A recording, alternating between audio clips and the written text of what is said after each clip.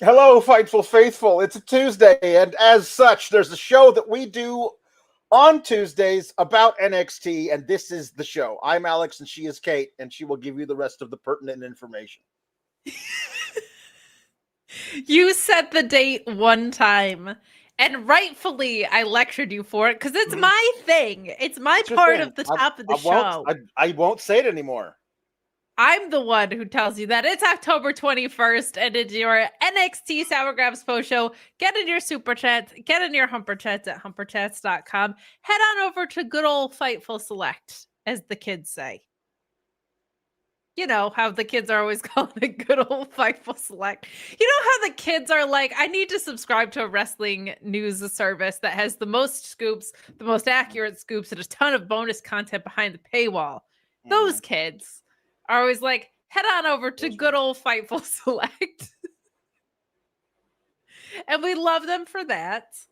And there was a report about Mustafa Ali that went up there, which is interesting to fans of his. I'm one of them. I'm one of those fans. He's going to be a free agent.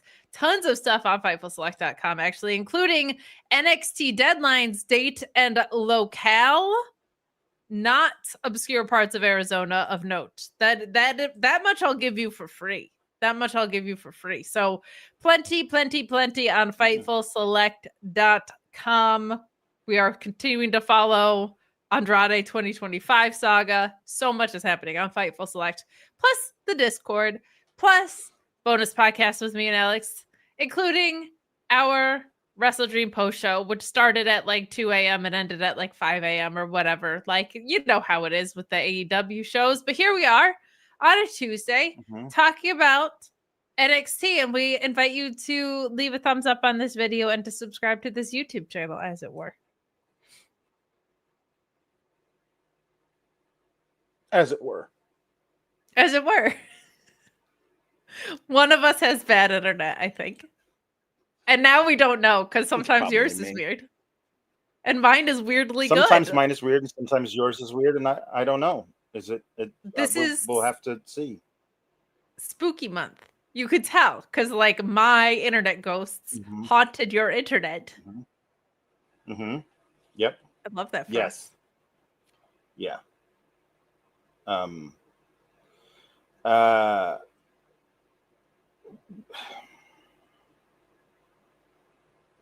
It's Halloween Havoc this weekend in the middle of nowhere, Arizona. And it doesn't feel very spooky.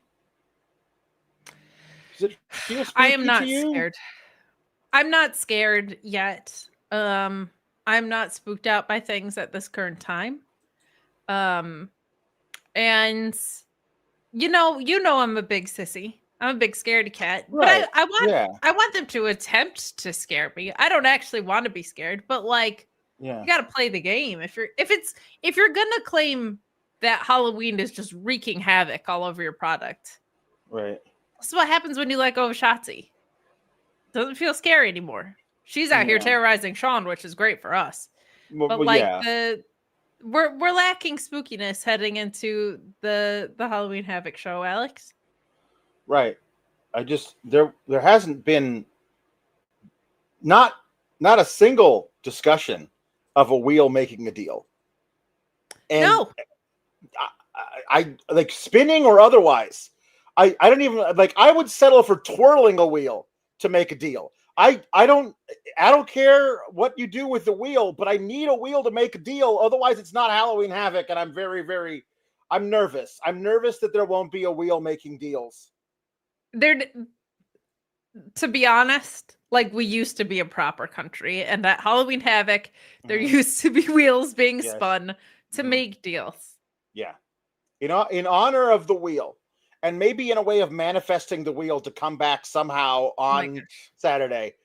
The pun topic is things with wheels. I love it. Wheeled things. Anything that might have a wheel. That's the pun topic. There we go. vehicles. I love that for us. Yeah, I mean, yeah, any kind of wheel. I need wheel. I need wheel. I must have wheel. The Wheels wheel of fortune, even. Yes. Yeah. I'll buy a vowel. I will buy all of the vowels. A, E, I, O, U. Sometimes Y. I'll buy all of the vowels if I could just get a wheel.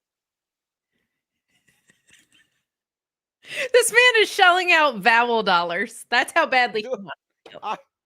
I'll even spring for the Y sometimes. Like I gotta have it. I gotta have my wheel cake. Inflation and all, willing to shell out for Y's in this economy. My God. So the stuff that we knew was happening ahead of time was a contract signing. And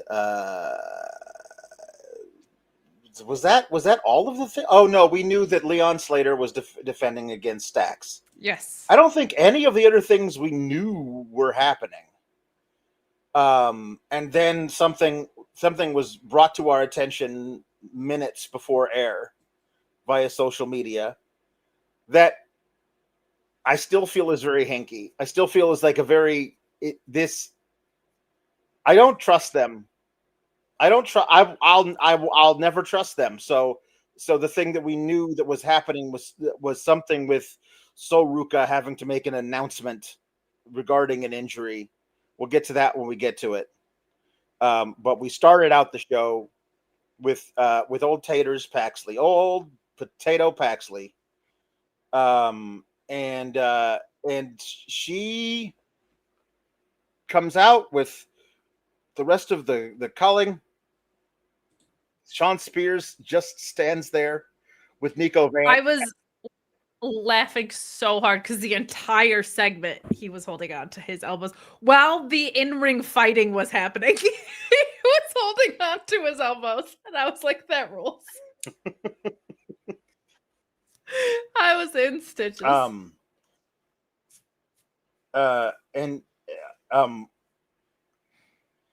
And Nico Vance, who, let us not forget, is the X Factor of NXT, according to Booker T.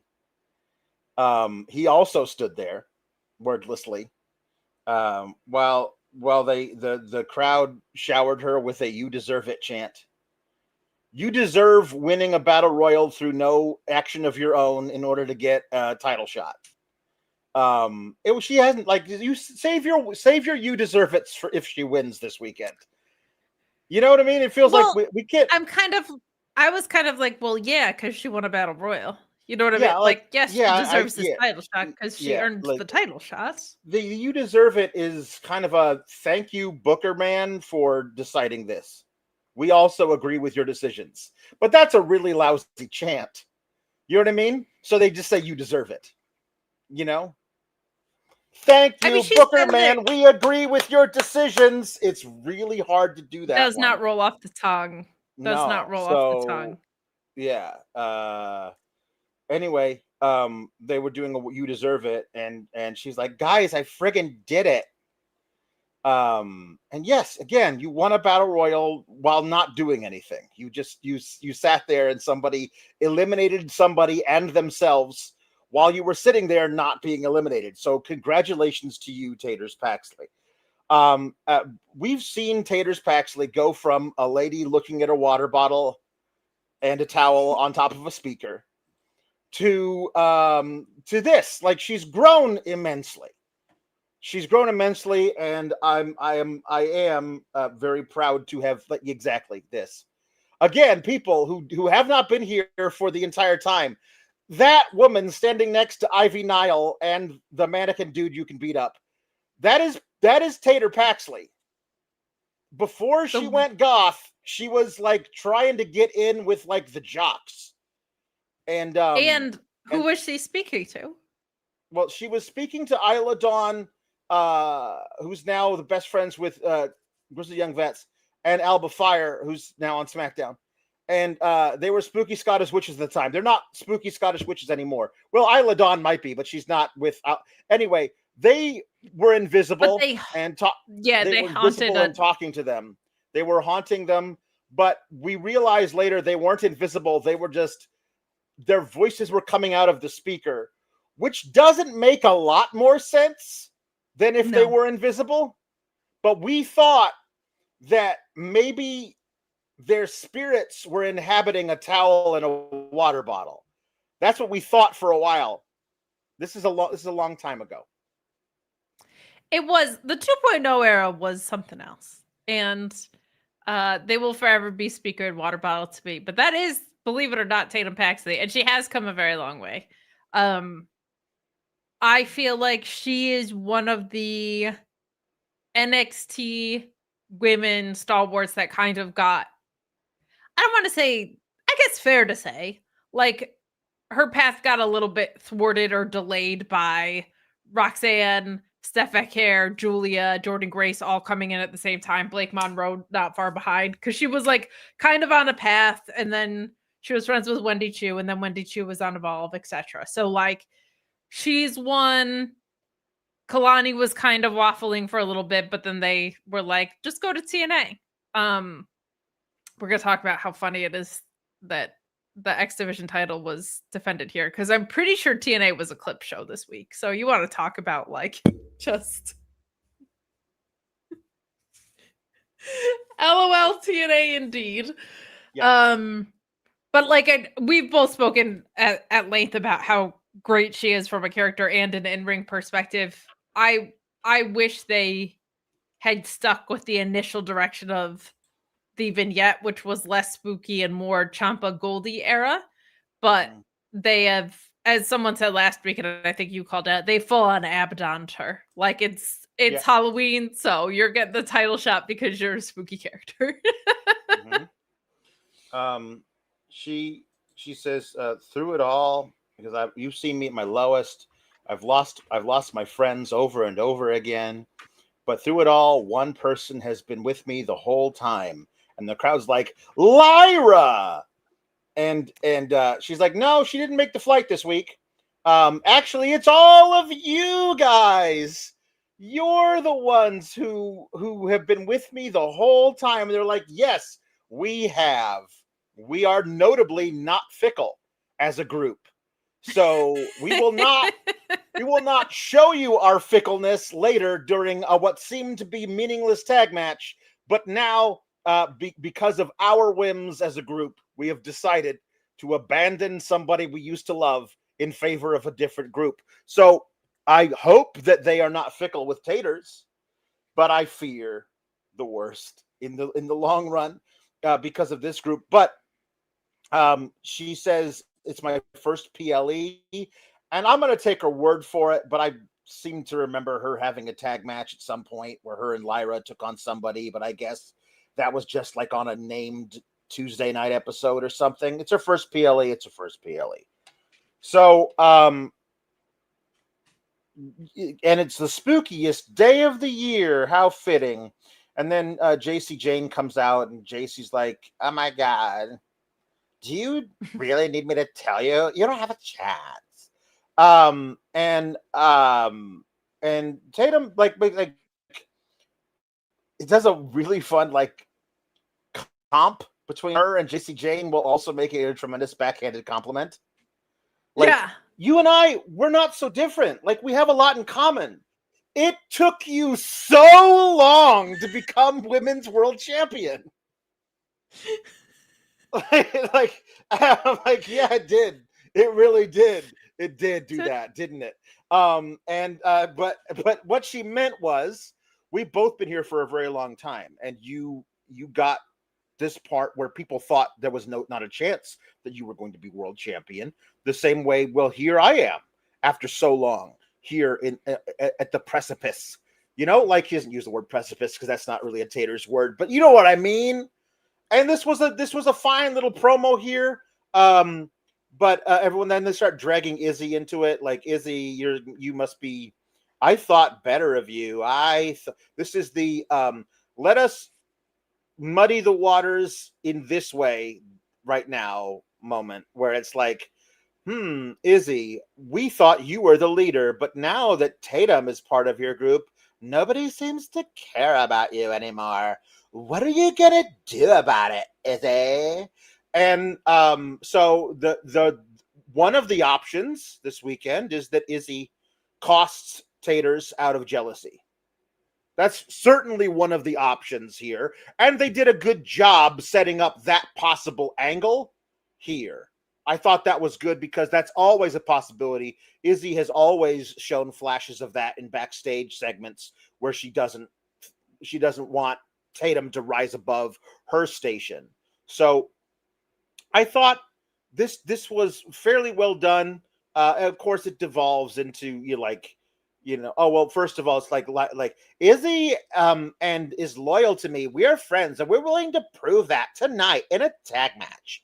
And Fallon is like, okay, you're on. It'll be not me and those two versus you. Like, I love that it was Fallon accepting it and saying on behalf of Laney's ready to step up and fight you. I got dinged up at a house show last week and I am not cleared to wrestle. But I didn't say that on TV, just so everybody knows. And because she did. She got dinged up in a house show. And so she's not cleared to wrestle. And I like how they're like, hey, there are three of us. The two of us who are cleared to wrestle will face the two of you. And I'll just hang out at ringside. That sounds good. But then, of course, it devolves into fighting.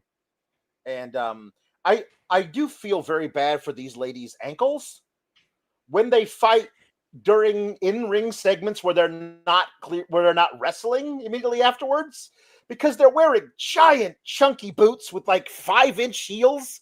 And I'm like, man, you are running around throwing punches that you should be doing all of that stuff while wearing wrestling boots. And you're doing it in these giant boots that have they're platformed this high. And I feel like you're gonna twist something. Let's not do that. But yeah, there was some violence, and so they made the match for later. I thought everybody did pretty well with this with what they were given.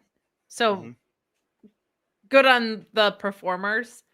I cannot stand, and this is across all of American wrestling television right now, like there's dissension on my side and I'm facing you, and there's also dissension on your side. Drives me crazy because it shows you how stale, I say it all the time, like the playbooks are. And it drives me mad that I'm like, not only do you have the same play being run on the same show, you have it in the same story on both sides. And I feel like we got that here. And I just, for your world title especially, I'm like, you could do better than that. Like these women are great. And we're going to talk about like what some of them are doing later, i.e. why is Jordan Grace on the show? But meaning she should be on the main roster. I wish the well was a little bit deeper, but that's not on the performers. I thought they did well with what they've done. I am like so rooting for Tatum Paxley because I feel like she is she's so connected to her character. And her in-ring is so interesting. Like some of the stuff that she pulls out, I just like, whoa. And with a character that's kind of unhinged like that, the way she's developed her moveset to reflect that, I think is really cool and interesting. Because it's like she can kind of blindside you with something like the tequila shot. And she's very quick in the way that she delivers very powerful moves. And I feel like that with someone who's a little loop-de-doo is interesting because it feels continuous with the character. So like she's just someone that I'm hoping doesn't get lost in the shuffle and isn't just trotted out at Halloween for spooky angles, because I'm just like so in her corner with what she's shown us. Izzy Dame has really grown into this role as well. Like she's grown into the like I say it all the time, I love like powerful, physically powerful people that aren't like raw in your face, that are like controlled and menacing, because we don't get that enough. And I think Izzy has like this little, she's playing this chess game, right? She's trying to manipulate Taters. Sure. So I appreciate that. And Toxic Attraction did with I'm sorry, not Toxic Attraction. Toxic Attraction 2.0, Fatal Influence. The reboot. The kind of, yeah. Like I genuinely did that. That wasn't me being an asshole. Fatal Influence did just fine here. I think what's actually funny with Fatal Influence is everybody says like Mean Girls. There's not enough. This is gonna sound kind of nuts. It's not Mean Girls enough. Meaning like we know that that JC's the leader because she's the one with the title. Mm-hmm. The other personalities of who they are not Gretchen enough. They don't need to be Karen because Karen was an idiot. But like and it might be because Lainey just got there. But like I wish there was more personality to them other than minions. It does feel like 3 Regina Georges and just one of the Regina a little bit, Georges is in charge. You kind of need a Gretchen and Amanda Seyfried, whatever her character's name was. You kind of need one. You need those there so that the Regina George has somebody to There's a 30% chance that it's already raining. Shouldn't have to be an idiot, but their roles need to be a little more clearly defined, right? Like they all kind of read very, very similar. So I would like to see that get fleshed out more because they've been teasing the dissension part for so long. We should have more vivid character stuff for them. But you know what else we have, Alex? What do we have? We have super chats and humper chats. Oh, good. Including one from my dad. There you go. Good. Who says, greetings from the Elizabeth Pringle household. Yes, everything sucks, except for puppets. Good luck. We're all counting on you. Because my dad has taste, he likes Airplane. Unlike Shawn, who was like, it was all right. It's no hot rod. My parents sent me, my mom sent me. They have like one of those Halloween skeletons, and my mom has been just like putting it places in the house to pop my dad and my sister. And she sent me a picture of my dad and the skeleton bones watching us. Sour Grapes. That's very nice. I'll send you a picture. It's great. That's good. That's good. He was like laying in my sister's bed, just like on his phone, the whole nine. Yeah. So Right. Okay. Tim McFall says, hey, Alex, Kate, and the SGS. I didn't watch because WWE Creative doesn't care, so why should I? But I did check online, and I have questions, mostly just, And that's a very good question, and we'll try and answer that. But I don't know how successful that we will be about that. But Meet Normus says, "Is Miss Kate Felt vegan too?" Alexi, normally we say "May gabagool be with you," but to you I'll say "May goulash be with you, comrade." Shall we crank, bruvs? Yes, we shall crank. Thank you so much. Meet Normus right now. Miss Kate Felt is on a liquid diet because she just went through some major surgery. So just as precautions, her eye popped out of her head. It was grisly. I want Meet Normus to know that Shall We Crank is like, so it started with the Virgil thing with Shawn, right? Yeah. Like Shawn was like, should we do this interview? And Virgil was like, let's crank. And Meet Normus has kept that alive with the spirit in which it was intended. That has now made its way into like the Fightful social media Slack, where our social media manager every day is like, let's crank. So there you go. Yeah. I just want you to know you're a young legend, Meet Normus. Good. Genevieve Pringle says, amazing cousin Alex, sister killer Kate, power from Papa Paul, Elizabeth, and all the SGS. The Elizabeth Pringle house ain't afraid of no ghost. Hello, brother Pringle. We'll talk about the the other brothers later. Other things. Let's see here. Okay. So there was and then Ryan Chiquini says, heck of a babyface promo from Tatum. Like I never thought that she couldn't talk. On the contrary, I think she's a great character wrestler. The problem I have with it now is that she has to stop being the character to be pseudo normal. Like I really loved her as like absolutely on the edge of sanity, like that. Like after all of her friends were released in one fell swoop, and she was like just talking to the dolls, like that was like really, really honestly compelling stuff. And it takes a lot to like play crazy without doing it to a point where you're like, okay, settle down. Like she was really being honest with it, and I kind of miss that because her being like, okay, well, I have to be like pseudo normie so that everybody roots for me is fine, and she's good at it, and good for her. But I kind of miss the extraness of her character work that that this version of her doesn't allow for right now.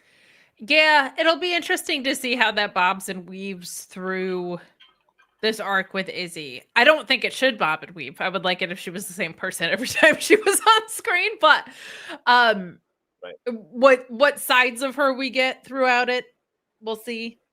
The other thing is like the culling. Are they still spooky, or are they just like, I know Shawn Spears is just, they're not spooky. They're a cult. Now, cults can be inherently spooky, I get. They're not supernatural. They're spooky, right, but they're not, there's no hint of like, you know, we appear when the lights go out thing. That's not what their deal is. They're just like, they are an MLM gone too far. You know what I mean? Like they you just know what they sell, Alex? Elbow pads. Yeah. I mean this with all sincerity. Shawn Spears just holding, while they're all brawling, him just standing in the corner holding his shoulders. I genuinely loved it. I was here for it all day. I agree. So next thing, backstage, Stax is wearing a ridiculously fur-collared vest thing, and Ariana Grace is barely wearing a shirt. Ariana Venti, excuse me, that's her name. Her name is Ariana Venti. And it's like, hey, what was that last week about how, you know, future son-in-law thing? What is that? It's like, oh, well, I may have brought up to my dad how, you know, things are going with that. And she calls him Chan. It's like, no, not at work. Call me Stax here.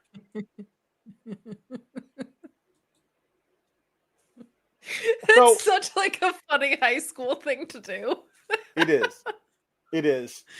And I think that both of these performers are talented, and if they actually gave them something to do with this, like that made, you know, an actual storyline out of it, I think they could be successful. My thing with Stax and a lot of other people is, so when you did the major thing with them, you just didn't have any plans for after the major thing was done. And I don't know that they recognize what a problem that is. In an episodic weekly television show, to like do a major thing where like Stax plots to take over the family from Tony D'Angelo and like takes him out, and like the family implodes, and Tony may or may not have been murdered in a restaurant. And we don't know where the hell Luca Crucifino is. So I guess Stax is doing better than Luca. But like, he got his, and they brought it up on commentary, so it's canon. He got the Heritage Cup stolen from him and thrown into a lake or a river or whatever, off a bridge. And there was just no follow-up until he started like making time with Ariana Venti backstage, and that's it. Like that was like the Tony D'Angelo family was a major staple of weekly NXT programming. You decided this guy was going to single-handedly end that thing, making him an important figure in your weekly episodic storytelling.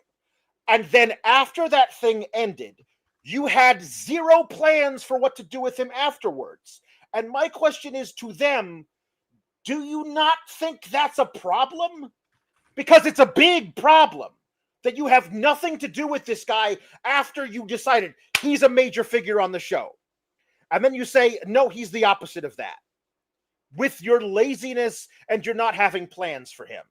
That's like, not that I'm saying I want Stax to be like a number one contender for the NXT North American title. I'm saying you seemed to want him to be that when you made him into a top character on the show.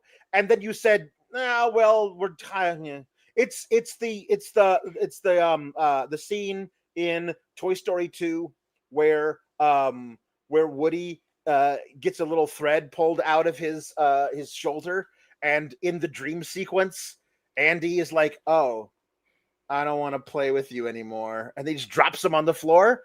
That's basically the NXT creative with 25 to 35% of their roster at different times during the year, and that's just bad management of your television program, to say nothing else about wrestling. Just as a week-to-week television program, if they did a major angle on the week-to-week drama program where an ancillary character tried to kill one of your top characters and then became a major figure on the show for like 5-6 weeks and then just disappeared from the show, you'd write letters into the network and go, what happened? And I think we should hold every weekly wrestling program to that same standard, because it's a television show first. Sure. And it happens to be about wrestling, and you can, but they are bad at this. I feel like one of the things I've been saying consistently for weeks is that this show, and it's funny too, because like I've heard from multiple people that quote unquote casuals, right, that tune in, that are like, it's very hard to follow. Like, because there's just too much going on. And I think part of what you're saying goes along with what I've been saying about, like, there's just too much with Speed, with Evolve, with TNA, with main roster people coming down. Like, it's just too much. And the NXT aspect of it gets lost. And I feel like the simple shit that you're talking about would just work so much more cleanly if they lightened up on all of the LFG, all these other integrations. Because Alex, like, I feel like when, a couple months ago when we were like, NXT's pretty good right now.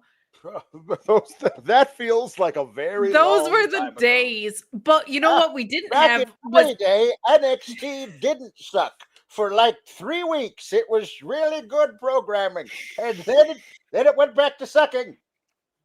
But like, there were a few months there where it was like not right after the CW era started, but a little bit after that, into like a few months ago, and we didn't have all of these things. We didn't have this overload of these outside programs and influences.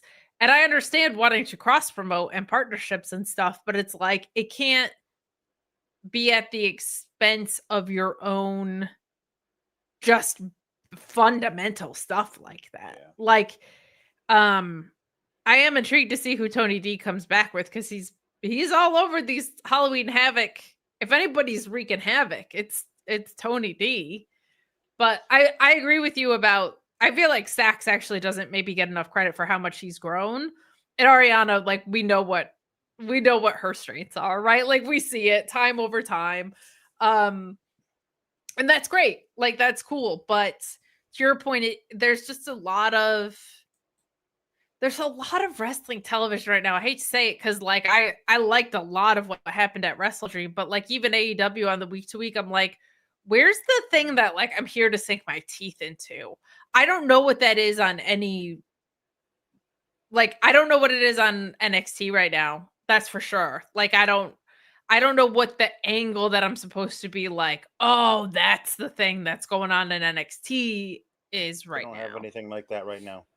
I hope they get to a point where they can have that coming out of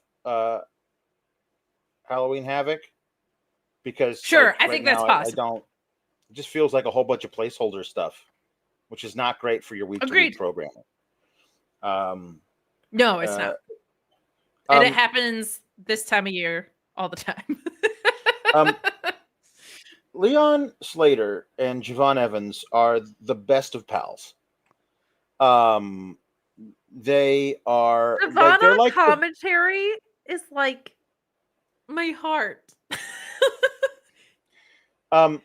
They're the best of pals, so and they don't seem to want to face each other for the X Division Championship, although they're very broken up about how we won't ever find out which one of us is better because of Dark State.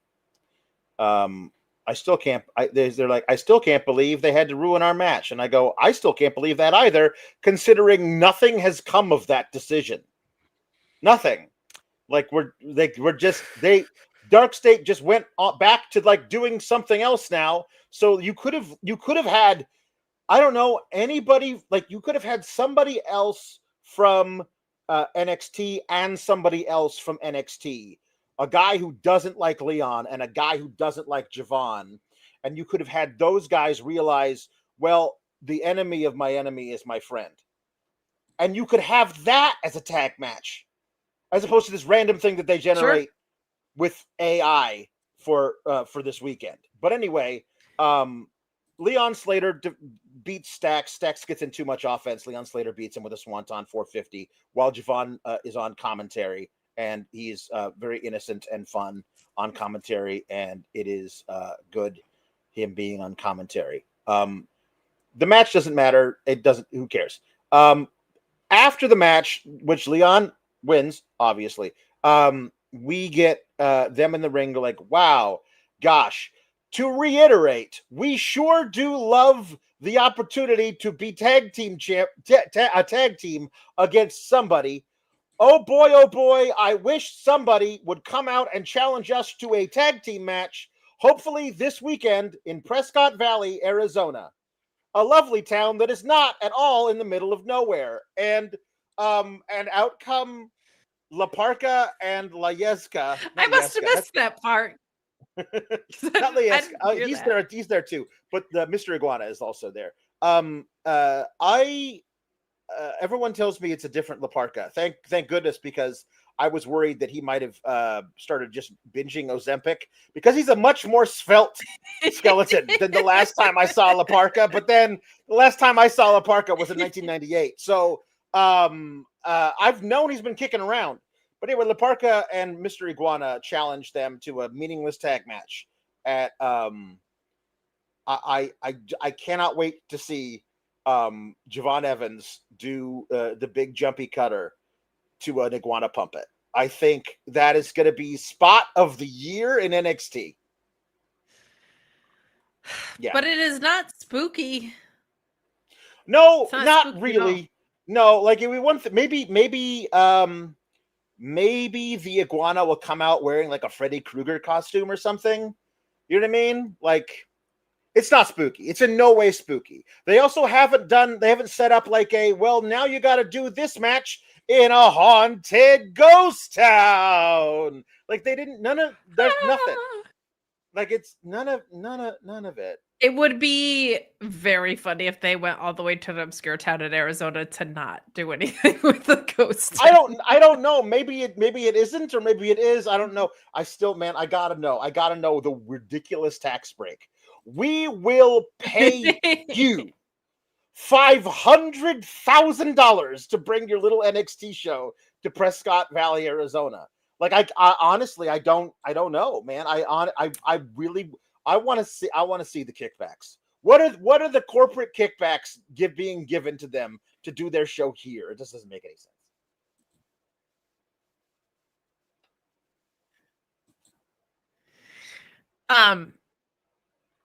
I gotta say, like, Javon on commentary is like the most charming dude in the world. Like, just send this guy up to the main roster. I'm full on the Brian Alvarez train with that. Like, just do it. But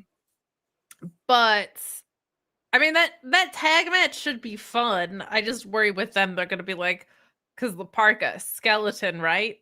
Havoc, Halloween, because that ain't what that is. So like, I just don't want them to do anything that's too I'm all for silliness. I just don't want the silliness to, like, the fun thing about Halloween Havoc is, to me, is how absolutely corny spooky it is. Like, it always has been, it always will be. It's like it has that late 80s, early 90s corny spooky feel, and I want it to stay that way, and this isn't the way we get there.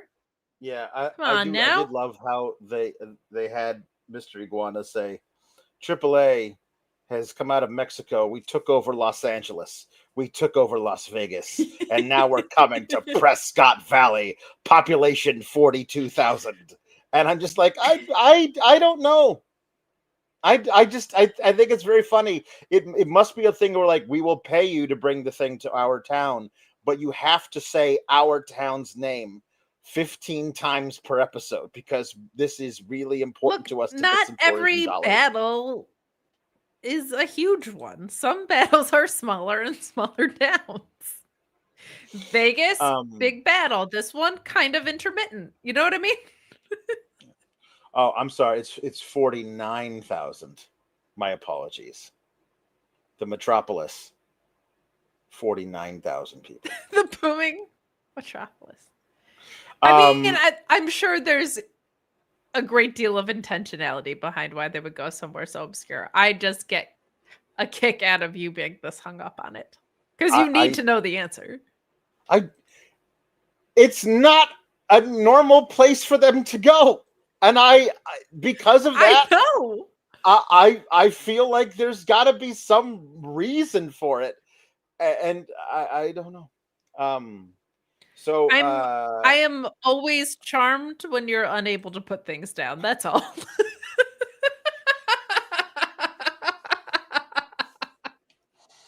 I'm between now and the weekend. I'm gonna have to like find YouTube videos of like, you know, the tourism board of Prescott Valley telling me what come visit beautiful Prescott Valley. It's only 112 degrees in the summer. You know what I mean? Like, so we'll find out. I'm gonna put these two speed matches back to back because why not? So when they announced the tournament, which is just a Final Four to crown a winner to face El Grande Germanicano, who notably is not Chad Gable. Chad Gable is the guy who won the belt, and he is not the guy defending the belt. And I feel like there needs to be a congressional inquest of some kind. This should not stand. But it lacking the congressional inquest. The only thing I have to do is to talk about how it's Jasper Troy's winning the whole thing, and I don't think it's even close. And he beat Zachary Wentz in 2 minutes, and hit him with Zachary Wentz ping ponging all over the place, and also like I just feel like they have to have because Jasper Troy apparently is like the favored son of Booker T.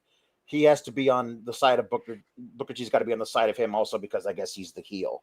But like you make Vic Joseph into an idiot when you're like, I don't know. I mean, how speedy is this Jasper Troy? Seems like a big fella. I think this Zachary Wentz can run faster than he can.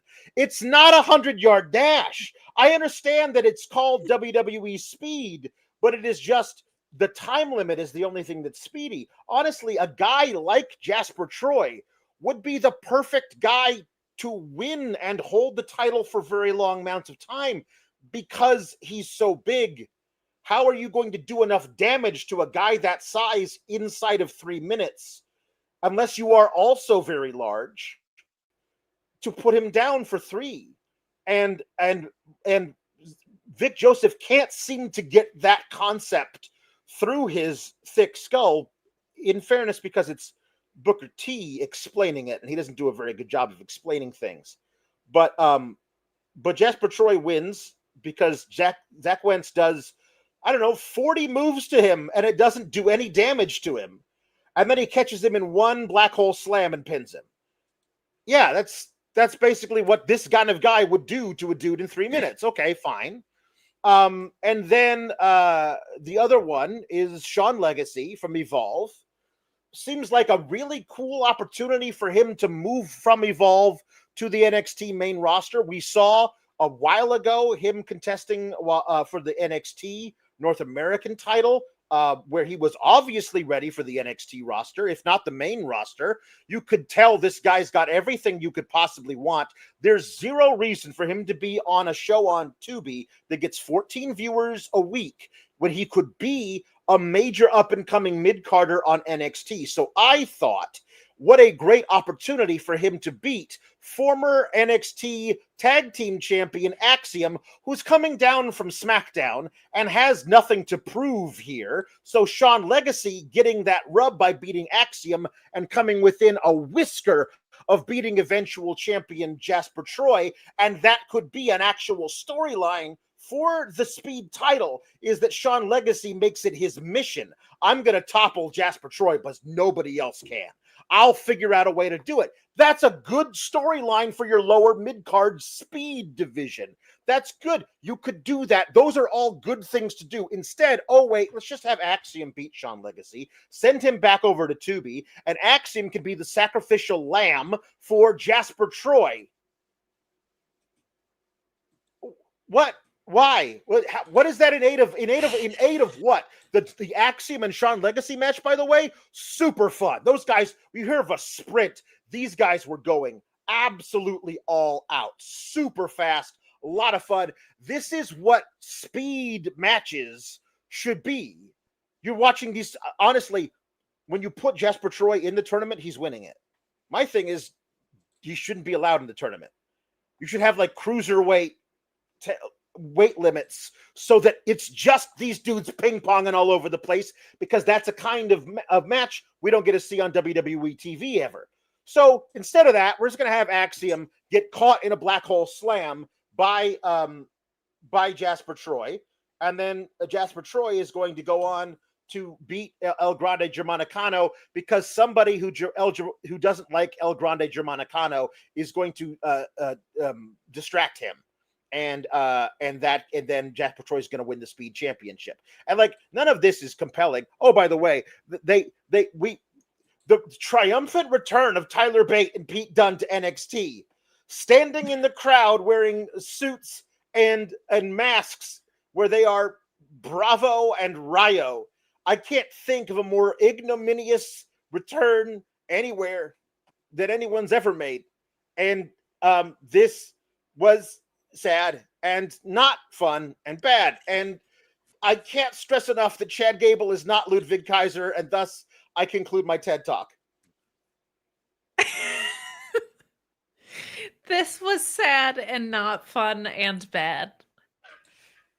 Poetry, if I ever heard it. Alex, last week, I don't know if you noticed, but I had a rather strong reaction when Axiom was announced for this tournament. I'm not sure if you picked up on that. Bill, I'm so sorry to say that I am not making any of this up. This is not our blind review. This is straight up how it really is. So I had a rather strong reaction last week, and so you can imagine how I felt perhaps when Axiom advanced in this tournament this week. First of all, Shawn Legacy should just be in NXT. There are some people that I'm like, why are you not on different levels that you are? So yeah. So Shawn Legacy, just put him on NXT. Vanity Project, put him on NXT. Like, whatever. He should just be Kendall on Gray. NXT. Kendall Gray. Yeah. You know? Like, just put him on the damn show. The match was fun for like, my thing with this whole Speed thing is it sucks because you can tell like 3 stories to have them be good. They told one of the stories really well today with Axiom and Shawn Legacy, but I feel like this only works if you're like Jasper Troy's size, so he's probably gonna win it, or like, you know what would be cool with the Speed tournament? What? If they made the Speed tournament an establishing thing for a wrestler who had like a Ronda Rousey type move. Like, if you're in this move, you're screwed. Yeah. And that's their introduction to WWE television is, oh shit, they're in an armbar, it's over. And they get there half the time they get there in 10 seconds. 4 minutes, under a minute, most of these matches, because they have one lethal move and the story is just they're in that move and it's over. I've been dying for that story to happen with a women's wrestler. I always thought Legit Layla would have been perfect for a story like that. That's something you could do because speed matches aren't built for match stories. They're built for characters, arcs, kind of. Yes. But the whole thing sucks. And the show is too crowded. And so I didn't care about any of it because I don't care who has the speed title because it's a stupid title to have and it doesn't mean anything. And it's a step, I would say, on par with the 24/7 title, this last iteration of the 24/7 title. It means nothing. The concept sucks. Because there's only like, it robs you of the beauty of the story of the 4-minute match. Because you're already telling me it's a 4-minute match. Anytime a great 4-minute match happens, it's because you're not expecting it to only be 4 minutes most of the time. Like realistically, so you've ruined all the fun. I hate the speed. It might be my least favorite thing going in wrestling. I hate this speed title shit. I think it does nothing for anybody. Yeah, it's bad. Ryan Cicchini asking, y'all see the Kendall match? Dave compared her to Bianca. Kendall Gray is incredible. Callie Armstrong also very, very good. No reason those two women should be involved anymore. Just that as soon as they get to the NXT roster, they leapfrog a few women. You know what I mean? Like it's just they're very, very, very, very good, and they can just be doing that. We did see Kendall tonight. Lash Legend was okay. So I'm sorry, I have to. I understand corporate synergy. I understand, having to work the product placement into the show. Maybe the place to work in the Maybelline product placement isn't trying to make me believe that Ren Sinclair telling Charlie Dempsey about her new Maybelline foundation is a normal topic of conversation for these people. But she's, oh, by the way, you got to see this new Maybelline foundation I got. It's amazing. She says to Charlie Dempsey, who is in Japan. And after she's done with that phone conversation, Lash Legend talks to her and Ren actually asks her to be part of the Ren QCC. And Lash is dismissive, and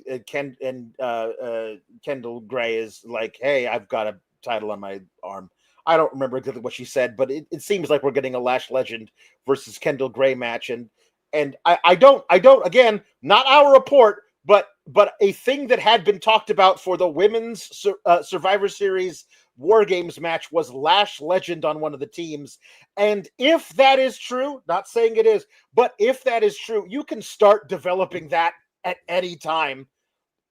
Wrestling writers, you can start making that a thing that is plausible tomorrow if you wish. I know you don't even have a show tomorrow, but like you could start that on social media if you wanted. I don't know, but this I want to see Kendall Gray versus Lash Legend. That could be fun. Hell yeah, I do. Yeah. There's a lot of matches I want to see. But Alex, there's an order to things at the universe. There's an order to how things are supposed to go. And an Evolve title shot and on the main roster for a War Games match isn't the sequence that they should go. So I don't know if that was just a pitch that got reported. I don't know if plans changed, whatever. But that is those two things seem very big. If that is the plan, if that is indeed the plan, please do something about that so that we don't get. And the last member of the War Games team is Lash Legend on Survivor Series Day. Please don't do that. Yeah, we don't need that. Maybe she's just born with it, though. Maybe it's Maybelline. Also, like, I understand product integration. I can't remember one that was like every week on television, you have to do a segment about makeup. Mhm. You know what I mean? Like normally it's display ads or whatever. Mhm. It's a lot, this Maybelline partnership. It should just Mm. follow Blake Monroe around, is my thing. Like just have Yeah. it should be her thing to promote every time or whatever. Right. Like that would make sense. Also, the person who should be promoting it is Lash Legend, for God's sake. Like that should be their spokeswoman on the show, is a woman whose lashes are legendary. You know, Yeah, like it just, one would think. I don't know. So okay. So Kalani is backstage walking into the locker room and all of her stuff is on the floor, having been taken out of her locker and left in the hallway. And it's like, what the hell? And Lola, a nominal babyface, comes out and says, "Sorry, Lonnie, you made your choice. You chose TNA." And I'm like, okay, so are you guys in a partnership or what? I don't. She didn't though. Like Santino Marella said, I want her to be the person she's the TNA champion. I want her to be and that's, since she's the TNA champion, Santino Marella is kind of her boss. Doesn't she have to do that if he says you're on the team? And anyway, so everybody was being very mean and like dropping all of her stuff on the ground. Jada Parker did it, and Callie Armstrong was in there being like, "Hey, we don't like you." And Jordan Grace walks up and says, "Listen, I get it. This has happened to me before too. All of your stuff got thrown on the floor of the hallway. That's weird." And like, no, it didn't, because like you weren't a signed wrestler to TNA who then came to NXT and won an NXT belt and then went back to TNA, and all the TNA knockouts were like, "Get the hell out of our locker room." That would be a 1-to-1 comparison. This isn't. And like, if we're gonna get around to Kalani Jordan versus Jordan Grace for the TNA Knockouts title, then I definitely see where the TNA Knockouts would have a problem with this. And also do it already, because it's not happening at Halloween Havoc. So like, when are we getting around to this? Because this is all very it's unnecessarily keeping Jordan Grace away from a title in NXT, because I don't think you're going to have her beat Kalani Jordan for the TNA Knockouts title. And so you're just going to have her lose to Kalani Jordan for the TNA Knockouts title? Why did you sign Jordan? Why did you sign Jordan Grace? I need somebody by end of business tomorrow. I need a memo on my desk. I want you to itemize all the reasons you signed Jordan Grace, because one of them, I'm pretty sure, was not so she could contend for the TNA Knockouts title. What the hell are we doing? Alex. She, like, Cyclo saying that Blake feud didn't do much for her. She won the Blake feud, and she got to move on to the Knockouts title. I saw this segment and I couldn't help but think about how Jordan Grace versus Julia was like one of the gnarliest, nastiest, amazing matches. I say gnarliest and nastiest as a compliment in NXT history. Probably still is my women's match of the year. Like, completely fair. I would have to like think on it, but like, it's at least top 3. Yeah, like it's one. If it's not the best, it's my favorite. I watched that thing like licking my chops. Like, it was friggin' awesome, that match. I loved it. And then I look at where Jordan Grace is right now, and I look at where Julia is right now, and I think to myself, what an easy problem to solve for both of them. What an easy... I think of that match. I I look at Kiana James as Julia's representative on the main roster, whatever the hell that thing is. And I look at Jordynne Grace possibly headed toward the TNA contendership, and I say, what if we just didn't do either of those things and instead had a feud for the women's US title on the main roster between Jordynne Grace and Julia? Because here's the thing. You want to get Julia over on the main roster? Have her wrestle some damn matches. For real. Actual matches with normal endings that go anywhere from 9 to 20 minutes. Just on TV. Just have her wrestle them. Don't have her trying to dodge being in the ring or sending her little advocate out. Just have her wrestle some damn matches. And then, here's the kicker, Alex. Here's where my creative genius really kicks in. One of the weeks that she's wrestling one of these so-called matches, Jordynne Grace is her opponent, and they wrestle a match. Huh? And then maybe they do it a couple more times, and maybe Jordynne Grace even wins for the U.S. title. I feel like that would be significantly better for both of them. I have no idea what the hell Jordynne is doing on NXT right now. She is like light years ahead of what she's being given. And I don't know, maybe it's her hideous looks holding her back, Alex, because this woman is stunning. So I don't know. I have a thesis. I'm going to have a rant later. But yeah, we'll talk about, I don't know what the hell she's doing in NXT. Like if this is what you have for her, to be clear too, like if right. This is what you're doing instead of having her hold a title or be in something more meaningful. No right. Offense to Kalani, but we know what Jordynne Grace with the TNA Knockouts title is like.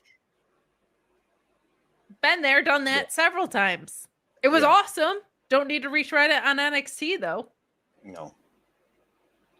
So there's a very standard Dark State yelling at the camera while standing 7 feet from it promo. But it bleeds into the Hardys at the Hardy compound, and they're walking by, and you see King Maxwell and all of Maxwell's younger siblings. I apologize for not knowing all of their names.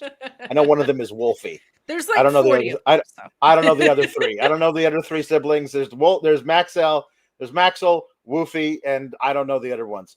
And then there's Senor Benjamin, and there's Vanguard One, the drone, and they're talking to Dark State as they're walking, and like, you think that you got one over on us, blah blah blah blah blah. You thought we didn't know you were going to attack us. You, for lack of a better term, told us we knew you'd come. And I'm like, okay, great. You did that once. You don't have to do that again during the promo. You don't need to say that once at the promo. You did it once. You don't have to say it again. But they did. They go into the Lake of Reincarnation. Again, this was a phenomenon during the summer of 2016, 2017. That it was the most compelling thing in all of wrestling television during a very dark time in wrestling television. The Hardy saga between these two brothers and TNA, it was everything. It was crazy and low rent and amazing. And it was almost 10 years ago. I agree with two of those things.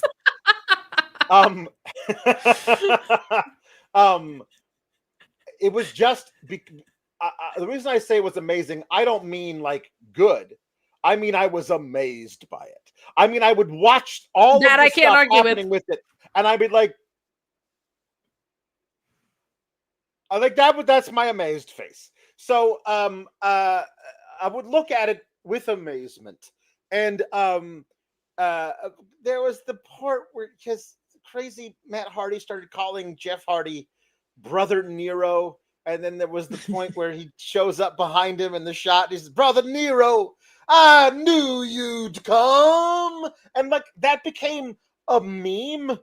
But like, if you were watching it in the moment, it was this crazy instance within wrestling history, and like, it's not repeatable. They tried to many times in two different companies to do the broken Hardy thing and it didn't work nearly as good as the first. Watching them a decade later try and like recapture that magic almost ironically. You know, they go into the Lake of Reincarnation, which was a thing in all these staged cinematic matches at the Hardy compound. When you went into the Lake of Reincarnation, you came out as a different gimmick you had in the past or whatever. That was the gimmick. And so they voluntarily walk into the Lake of Reincarnation, and they come out as the broken versions of themselves, and they say that they're going to have a Broken Rules match with Dark State in Prescott Valley, Arizona, and at Halloween Havoc. And in the Broken Rules match, there are no rules because the rules are all broken. So so this is what we're doing. And the idea of the Hardys at the spooky PLE bringing back the broken versions of themselves for like one night only is at the same time both incredibly cringe and the most compelling thing the Hardys have done in this partnership by leaps and bounds. Both of those things can be true. I don't know that I'm going to like it, but I know that I'm not going to miss it. I know that if it was just the Hardys, the way the Hardys have been versus Dork State, I would have made a sandwich during the match. I'm not kidding. I would not have cared. Just tell me who won. But this now becomes something that I cannot miss just for the possible train wreck factor. And at least there's that, because so little of this card, I will tell you, interests me one iota. This match at least has the potential to be something insane, which none of the other stuff to me does. I have a conspiracy theory. All right. Well, first of all, what type of sandwich would you have been making instead of watching the Hardys versus Dark State? I probably would do like depending on what we have in the house, I'd probably do like a turkey club, or if we didn't have lunch meat, I would probably like do tuna melt. I respect that. Maybe even like a grilled cheese with bacon and tomato, maybe. Ooh. Oh, yep. That's the good stuff. Yeah. I was just curious. Here's my conspiracy theory. There is a tag team that we have not seen in a very long time on any wrestling program called Private Party. And they have a relationship with this particular iteration of these guys. So this is not a report. This isn't anything. I don't know if they're still under contract. I don't know any of that. But my conspiracy theory is that Private Party is going to show up at some point in this. Because I think that would be very fun. Like if they came back to this version of them. I also, to me, I'm like, that's kind of perfect for Halloween Havoc. Like it's spooky, silly. It's all the things that like Halloween Havoc is supposed to be. So, I'm wondering if this match, the Broken Rules match, is the one that like spills out of the ring and then into the back and then through a door and then to a haunted house.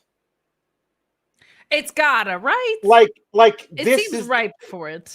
This, if you were gonna use the native to the town you picked for some reason, Ghost Town, like this would be the one you could do a whole cinematic match. You could film the whole thing the night before and edit it all up, and like, you know, you could easily have all 4 members of Dork State out there fighting the Hardys. But on the Hardys side, it's really 4-on-2, except for the Hardys have all of the ghosts and goblins in the Old West Ghost Town fighting for them. Come on, that would be fun. That would be really fun. I would trust that. That's going to be. I don't know, like you said, I don't think it's going to be a great wrestling match. I think it'll be perfectly suited for Halloween Havoc. And I honestly look forward to that aspect of it. Because for Halloween Havoc, I'm not like, where's my 5-star in the Tokyo Dome? Like, that's not what Halloween Havoc is.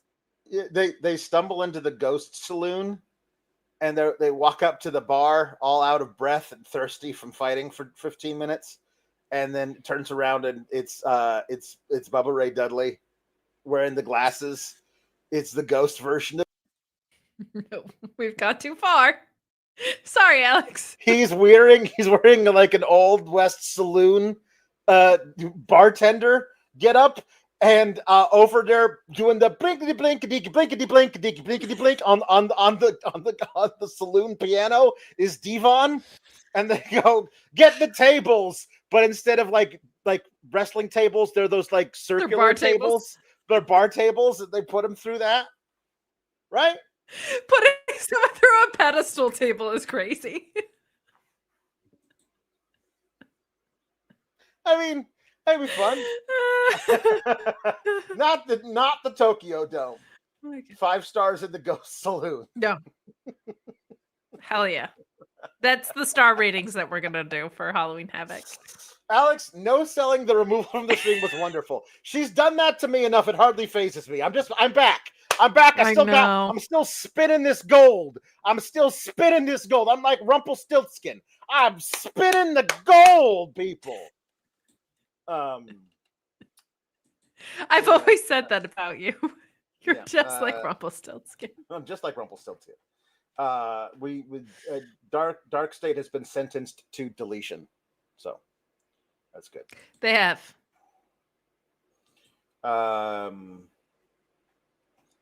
So this is so sad. I'm going to save that for later. Let's talk about this very quickly. Remember when I was talking about big moments that you do with your characters, and then you kind of stop wanting to play with them? They did that with Stax, and to a lesser extent, Luca. Well, somebody else they did that with was Hank and Tank. Oh my God, this made me so mad. I'm watching this thing going like, I know you want to establish the OTM is back, but like, if they're gonna squash somebody, couldn't they have squashed the fucking like Vanity Project? Someone from Evolve. No. Someone from your 87 other teams. No, just squash the fucking Chase U Simps. They were one of the teams they attacked last week. Squash the Chase U Simps, and then next week you could easily have, because they were doing something this week, and depending on what happens with Taters at Halloween Havoc, you could have next week. You could have Nico Vance and Shawn Spears. Shawn Spears would walk up to them holding his elbows and say like, yes, I saw you got rid of Chase U last week, but we won't be so easy to run through this time. And then you could have a longer match with Nico Vance and Shawn Spears that OTM still wins. And then it's Hank and Tank, the former tag team champs, probably should still be the tag champs if you didn't screw them up. And then when you have the match with OTM, it's like a 14-minute, like, actual match. I don't know, honestly, quite frankly, if OTM is capable of wrestling a 14-minute actual match. They're very good athletes, but I don't know if they have within them to extend a story of a match to 14 minutes. We'll see, hopefully at some point. But if you were going to do that, how about you do it with Hank and Tank? Because what you did with Fraxium, the tag team champs before Hank and Tank, is you established them as the best tag team in all of WWE, bar none. That's what you established Fraxium as. Nobody could beat Fraxium. And you had Hank and Tank rise from the app. They were themselves also out of the mud, because they were in the muck and the mire, and they were losing all the time. And they lost to 3 teams in a row, and then got into a gauntlet match where during the course of that gauntlet match, they beat all the teams that had already beaten them to then get a 2-on-2 title match at Stand and Deliver versus Fraxium. I will remind you, the team that couldn't be beaten. And They beat them in a great match that showed off how good Hank and Tank can be as wrestlers. And they beat Fraxium. And Fraxium went to SmackDown, and obviously, as soon as they got to SmackDown, they became tag team champs, and they're riding high up there. Oh, wait, no, they're not. But obviously, regardless of that fact, like here in NXT, Hank and Tank became the tag champions, and you gave them nothing to do as tag champions. I don't remember who they beat. I don't remember who they feuded with. I don't know. You didn't make any of it special. You didn't make it into a thing. They were just the tag champs, and they were the belly boys and everything. And then they lost to Dark State, kind of out of the blue. Like, what, 2 months ago? They got a 4-month title reign out of a really cool, built from nothing to becoming number one contenders, then somehow beating the team no one else could beat. You gave them a 4-month title reign. And now, 2 months after they lost the titles, they're getting squashed in 3 minutes by OTM. They looked ineffectual in this match. Why would you go to all the trouble of picking Hank and Tank to be the team to eventually take out Fraxium and then say we're going to manufacture a rooting interest that the people have for Hank and Tank by having them go on a losing streak before they then reverse the losing streak in dramatic fashion by beating all of the teams that had recently beat them to win a gauntlet from the one spot, then beat a team nobody could beat, and that team, after being beaten, stands up and shakes their hands and says, you guys are going to the top. We're glad we lost the titles to you guys. Type of moment in the ring, only to then say, I don't want to play with you anymore. What a waste of, not a waste of our time or even Hank's, what a waste of your time that you did all of that to then decide, I don't want to.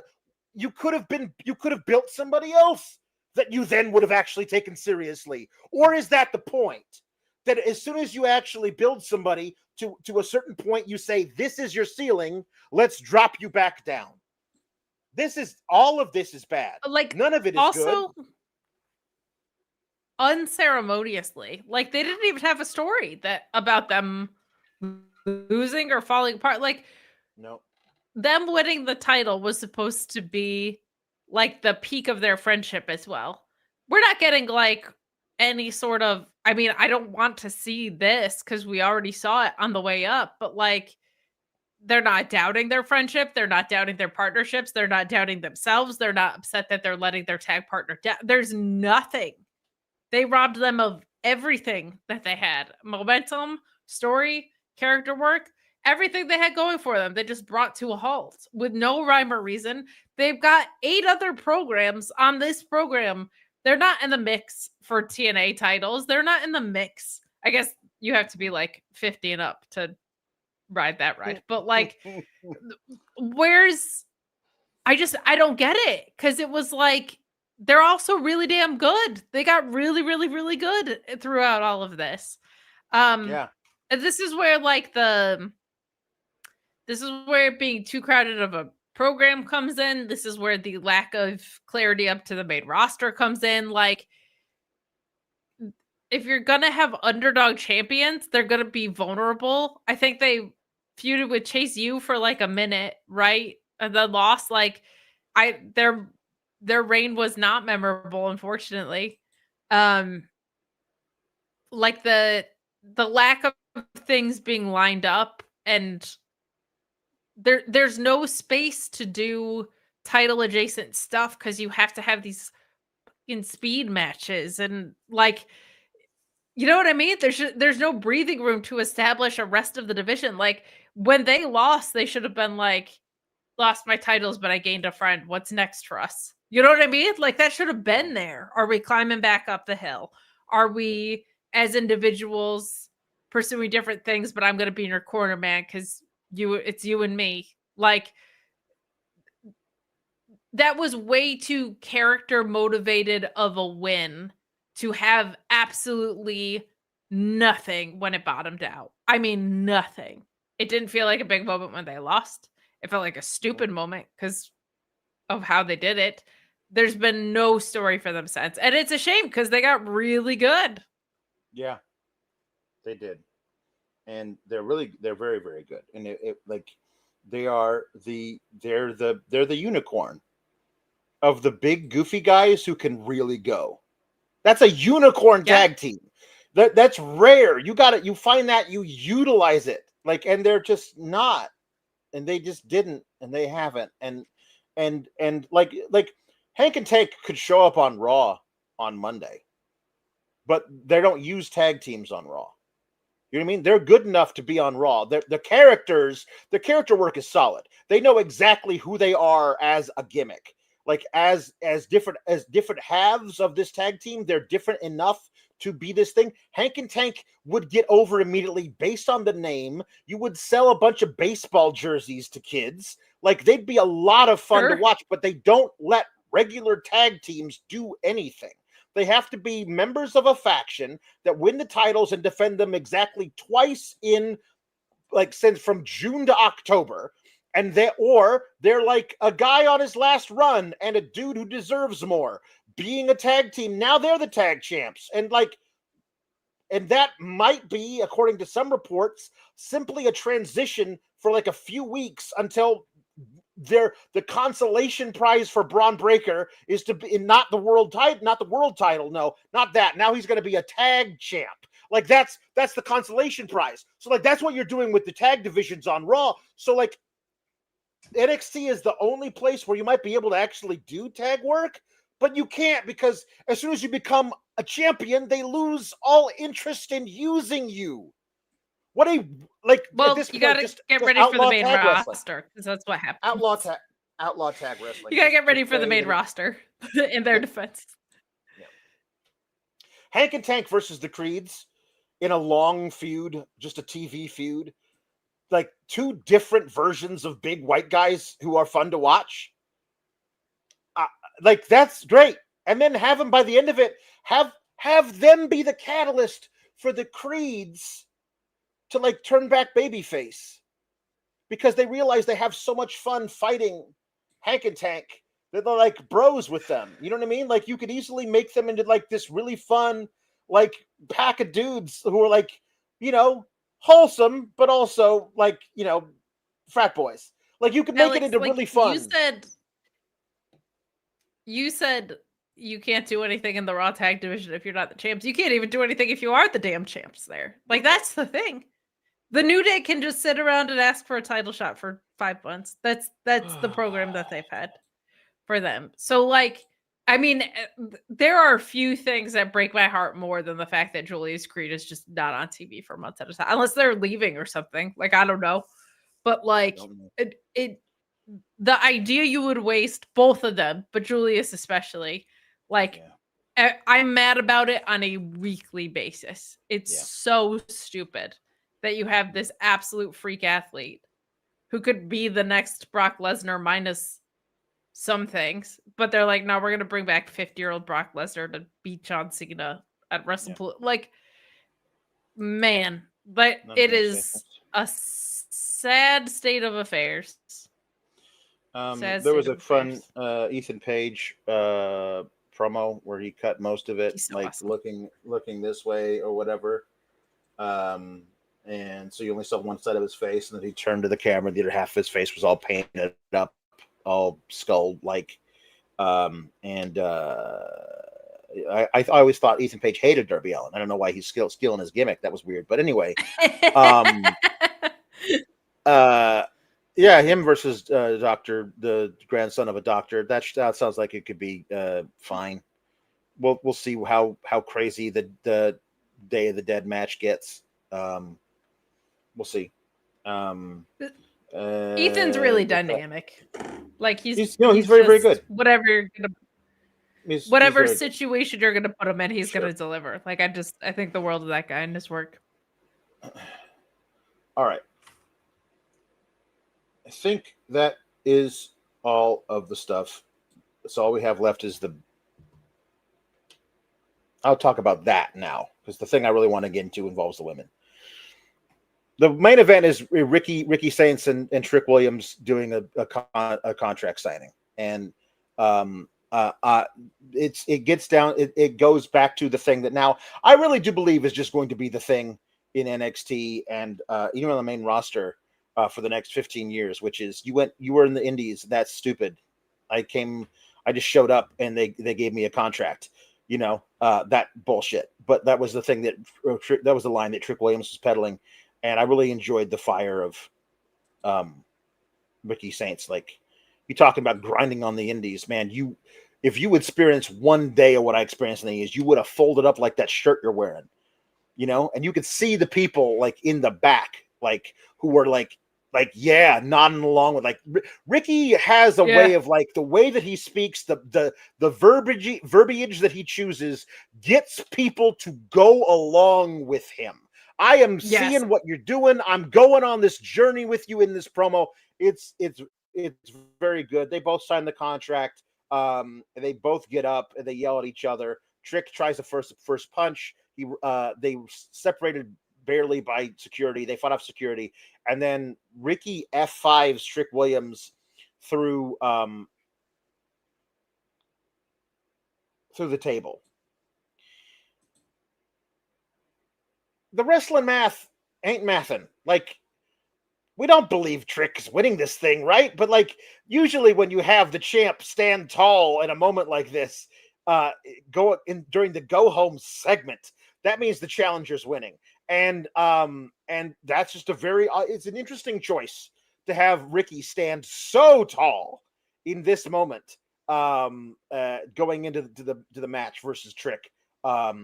He stood so tall that I was almost expecting Oba's music to hit, and Oba just to come out at least to the top of the ramp and just have the just super angry and like not added to the match, but like knowing I will be there to face whoever is the one who wins type of deal, at least to like throw some like a little interest into it.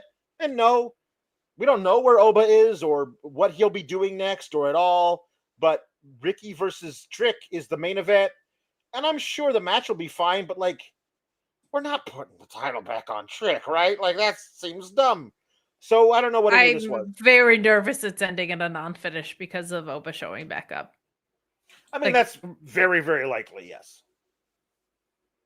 I don't want that. I don't. Oba spins the wheel and becomes special guest referee, but they can't find a shirt that fits him. So he has to wear Jordan Grace's outfit with like the short shorts and the Mm-hmm. Yeah, I mean, I think that's what's going to happen. Like, that's why Ricky stands tall here is like he'll retain his title by some sort of disqualification caused by Oba because he's all over this, the promotion for this, and where else would he come back? I don't like Oba being that kind of loser, but I'll also see like how it plays out, right? Like how he chooses to come back determines a lot of whether or not I like that. So we shall see. Yeah. So that's that. Agree with you on Ricky, by the way. I meant to say, like, both of these guys have such special ways of, like, uniquely them ways of delivering promos.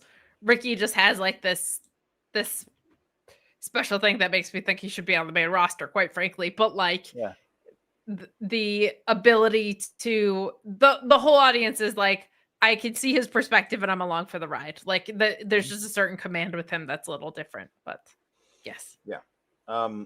So we see Soul walking to the ring using crutches. And Zaria's like, "You sure you want to do this?" And Soul's like, "Yeah." And she's walking out to the ring. And we back from the break, and Soul and Ava are in the ring with Zaria. And I like, Soul, before you say anything, I know how you feel. But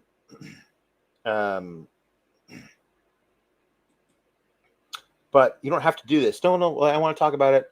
I got injured in my match on SmackDown, and they made a point of showing us, according to them, how she got injured, which is that Charlotte chop blocked her because she was talking to Blake Monroe at ringside, and then put her in the figure eight. And Sol waited as long as she could for Zarya to get in the ring to help her, but she couldn't take the pain, and so she tapped out. So they are saying that in kayfabe, her knee is all messed up because Charlotte had the figure eight on her for so long, which was the last thing that happened in the match. And I didn't notice her limping during the match. Like, this is cover for a thing that happened earlier in the match that we didn't see. Or she was really, really good at hiding. So if they're saying that her knee got hurt by the figure eight, I call bullshit immediately. And they just did a whole, I'm so hurt, I don't know if I'll ever be back. Just kidding, I'm back. I threw away my crutches dramatically and cashed in a Money in the Bank. Like, they did that a few months ago. They're liars. Like, WWE likes to lie. So apologies to Sol Ruca, but I don't believe you. Like, it is the Anchorman meme. I don't believe you. I don't. I just don't, because of the way that they're saying that this was Charlotte's doing. I get it. So, but she says that I don't know when I'll be back. I just know I won't be cleared for this weekend. If you are going to be going away for a long time, I think they would say it. But I mean, so I might be back in a few weeks. It might take a month. It might take a year. Okay. They would know the severity of this between Friday and now. Yeah. That's 4 days. That's enough time for the swelling to go down. They would be able to tell you if it was a torn ACL or if you sprained your MCL. You know what I mean? So a lot of this is hinky to me. But she was going to, I guess, relinquish both titles because she felt really bad because she won the North American title in a ladder match because Stephanie Vacqua wanted all the women in the locker room to be able to compete for it. You want to hold it hostage. I don't want to do that here either. And Blake Monroe shows up and says, hey, since I'm the number one contender and I was going to have a match for the title this weekend anyway, just give me the title. And then Zarya that's a thing like, you don't know, there are no handouts in NXT. Like there are handouts in all the other wrestling promotions. But eventually, well, then Blake does this weird thing. Oh, we get it. You two are in love. We love each other so much. Blah, blah, blah, blah, blah. Okay, fine. Zarya says, I have an idea. Why don't I defend the North American title in your honor? They haven't mentioned anything about what the Speed title is going to be doing. So it's just the North American title. Well, no, she's right now. I think she had kind of said like, because she had a match set before this injury, real or fake, already for Halloween Havoc. So they acknowledged it, but she said like, well, let's not make any decisions till we actually know what's going on. Because she didn't have anything set up for her beloved Speed title, I don't think. So like, I appreciated that part of it. Like that justification was good of like, we don't know what's wrong and I don't have any set plans. So let's find out first. Right. So you could be back in a few weeks or a few months. So why don't I defend the title against Blake this weekend in beautiful Prescott Valley, Arizona? And Ava agrees to it, and Blake is very upset by it. So there are a lot of things you could do with this.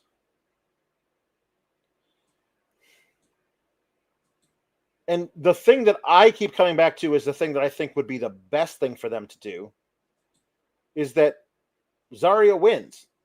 She beats Blake. And she continues to defend the North American title as long as Sol is out.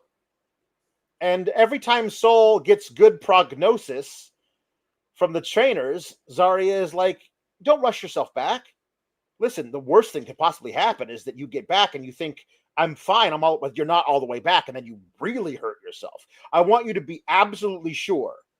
And then eventually there's a I don't know, an in-ring segment for some reason where Soul like asking Zarya to give her the title back, and Zarya refuses. And that's how we get the breakup. Like, I enjoyed having this title, defending this title. I felt so alive while you've been gone. Why don't you just have the Speed title and I'll have the North American title? And Soul doesn't want to do that. And so that's when Zarya turns on her. That to me is more compelling than the other option, which is just Blake wins. And Soul is pissed at Zarya for losing, but not pissed, is disappointed. And then Zarya's like, screw you. And turns on her. Like, it like beats her up while she's still in the leg brace. But I honestly don't know. This is all, if this is a real legit injury, my God, this company, both companies, AEW and WWE, so snake bit with injuries over and over and over. For real, yeah.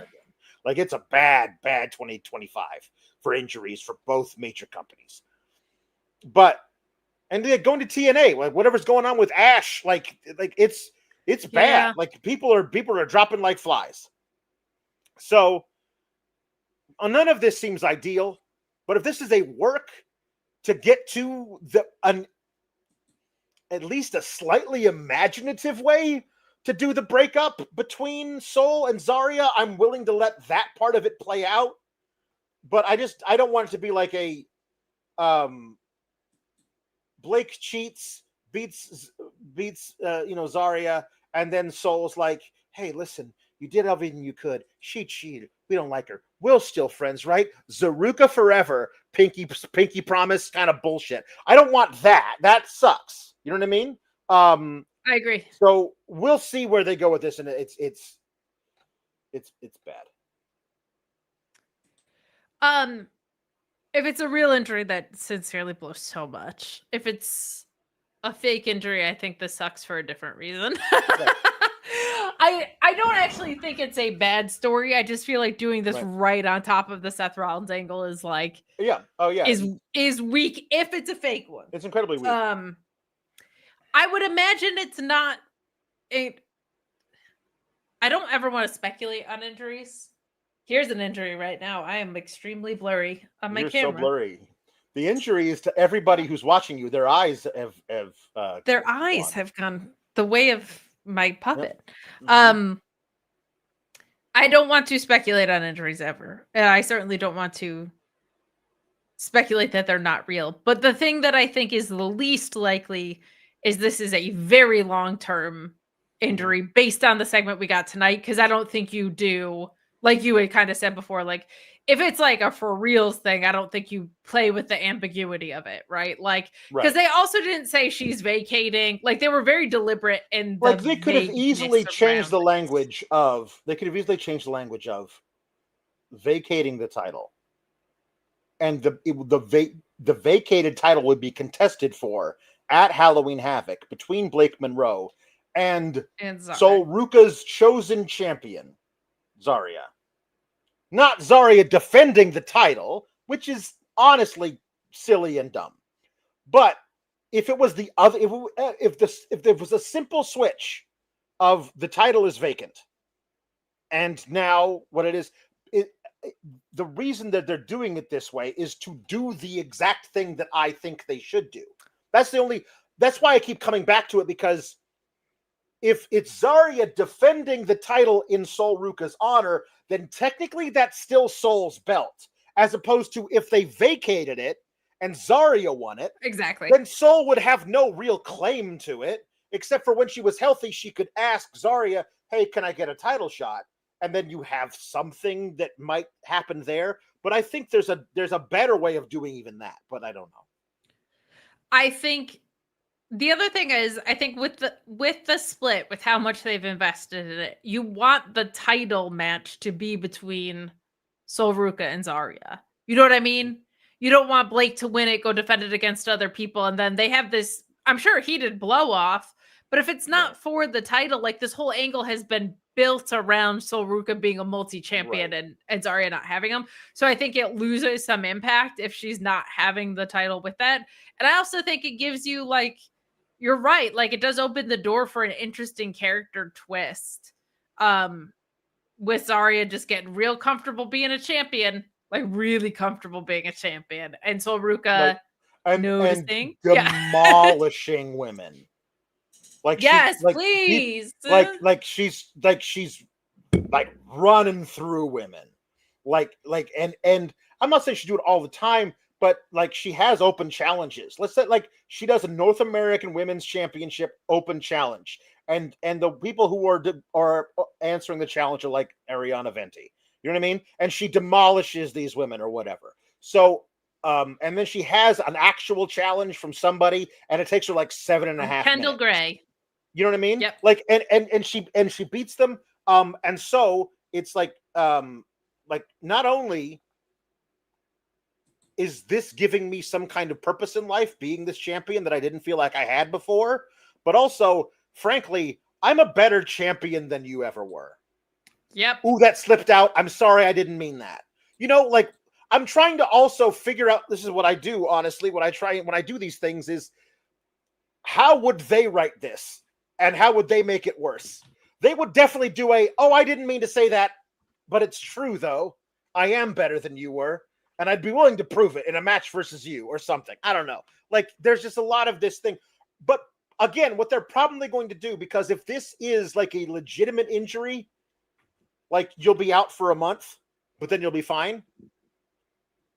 I still think the plan was Blake wins on Saturday or Sunday, whatever day. I agree. Yeah. And then the reason, that Sol losing the title to Blake in a perceived way that it's Zarya's fault, because Zarya was trying to spear Blake behind the ref's back, but actually speared Sol or something.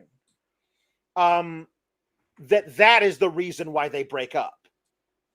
So it's very possible you just do Zarya lost the title to Blake, and that's the reason why they break up. It's more likely that they do that because I don't think they can think far enough ahead to do so 2 months down the road, Sol thinks I'm ready to come back, and Zarya's like, not so fast. This is a lot of fun for me.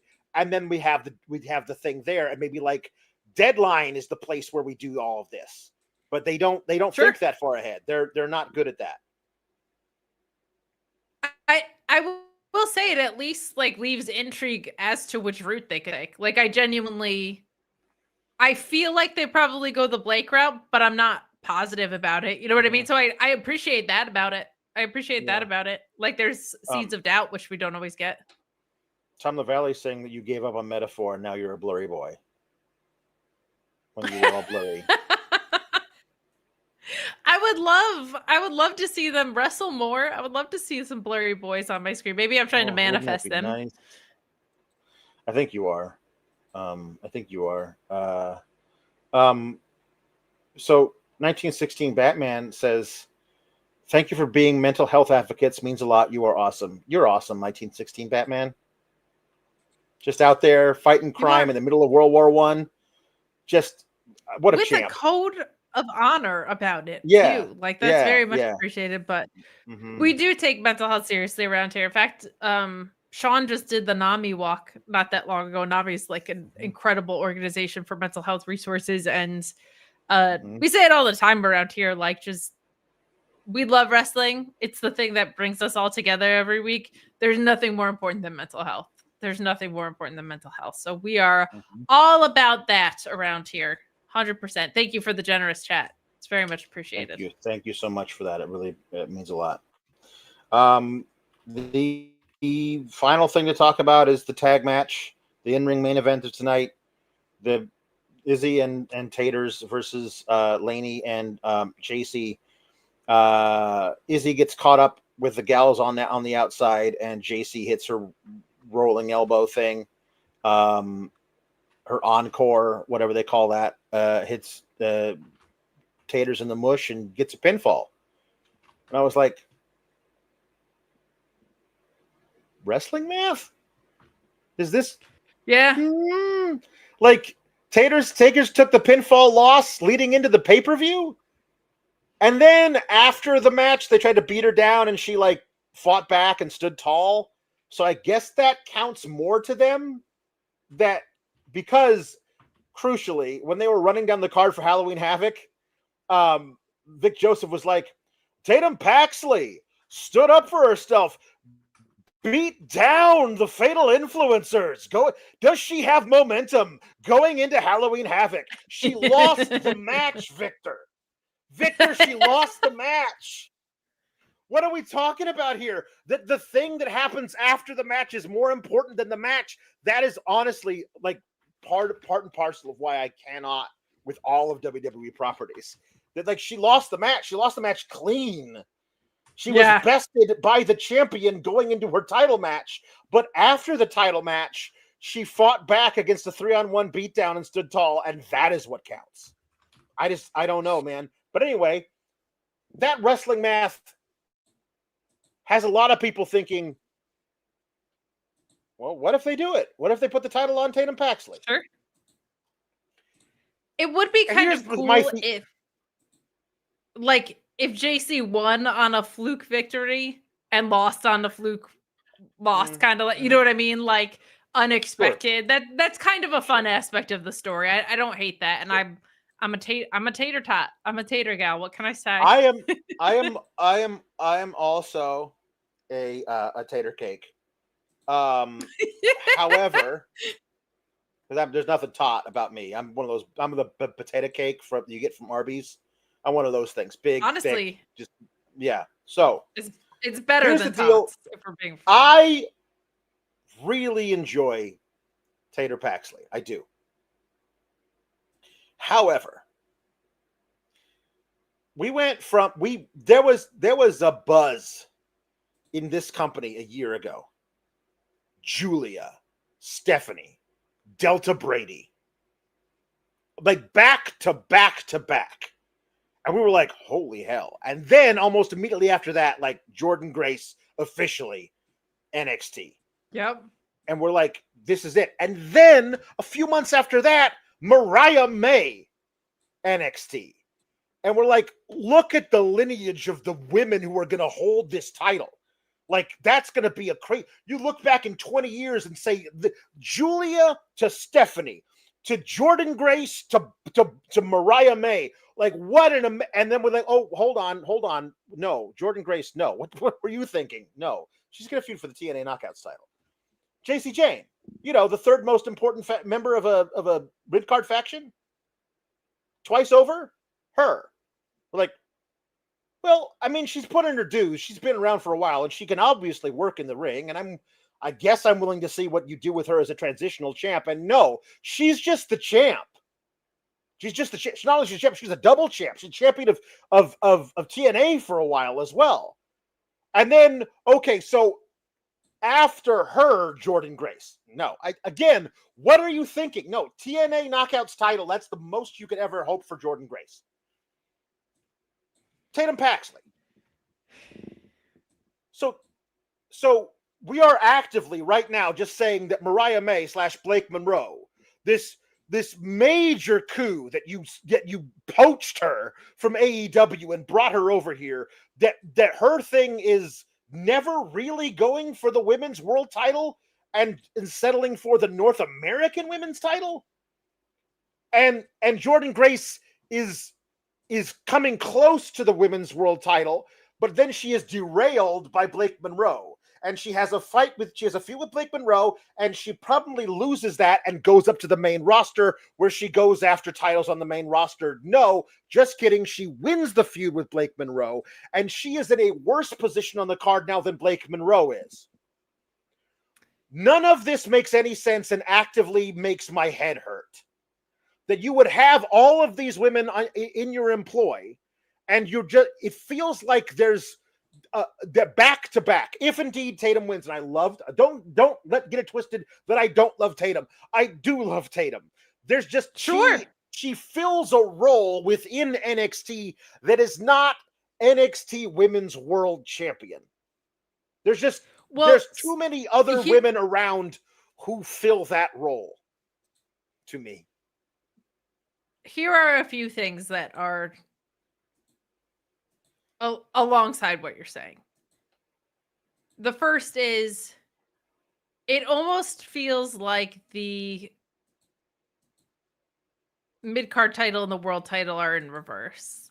Because I feel like Zarya is a world champion caliber person, and who is she facing for it, and all these things, right? When I was talking about all the bad stuff they've done with Jordan and Blake, I forgot to mention all the horrible stuff they've done with Delta Brady since she showed up. Yeah. I mean, for God's sake. It hasn't even been that bad necessarily. It's just got on way, way, way too long, right? So Blake's first words she spoke in NXT was, "You're looking at your next NXT Women's Champion." She's never had a match for it. Yeah. Months have gone by. The other part of this is, well,